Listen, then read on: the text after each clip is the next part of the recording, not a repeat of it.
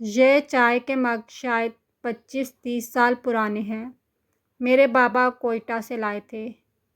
امی ہمیشہ انہیں شوکیس میں سجا کے رکھتیں اور خاص مہمانوں کے آنے پہ نکالتیں، اور میں ہمیشہ ان مگز میں چائے پینے کی خواہش کرتی جو کہ ڈانٹ کے رد کر دی جاتی۔ اس پہ بنا آرٹ ورک بہت دلکش لگتا تھا۔ خیالوں میں اس گھر کے اندر کا منظر سوچتی، ان ہنستی کھلکھلاتی لڑکیوں کو تتلیاں پکڑتے دیکھتی، پھر تخیل میں ان کی ایک روٹین بناتی کہ صبح جاگ کے کیسے کھیلنے نکلتی، پھر پڑھتی یا کھانا کھاتی، اور کبھی کبھی اس باغ میں جھولا ڈال کے سو جاتی۔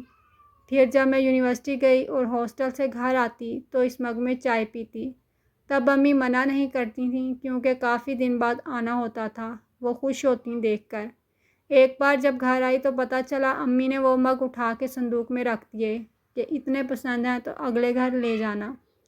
اب جب خیریت سے اگلے گھر پہنچ گئی ہوں تو پہلی مرتبہ ان مگز میں چائے سرو کی اور ساتھ مسٹر رائٹ کو ان مگز کی اور اپنی ہسٹری بتائی کہ ہمیشہ ہر نیا سیٹ میرے نامبارک ہاتھوں سے ہی ٹوٹتا ہے، کیونکہ آتے ہی ایک مگ جو جناب نے میرے لیے خریدا ہوا تھا وہ توڑ بھی چکی تھی۔ تو کہا ان تاریخی مگز کو آئندہ میں دھویا کروں گا، آپ یہ زحمت مت کرنا۔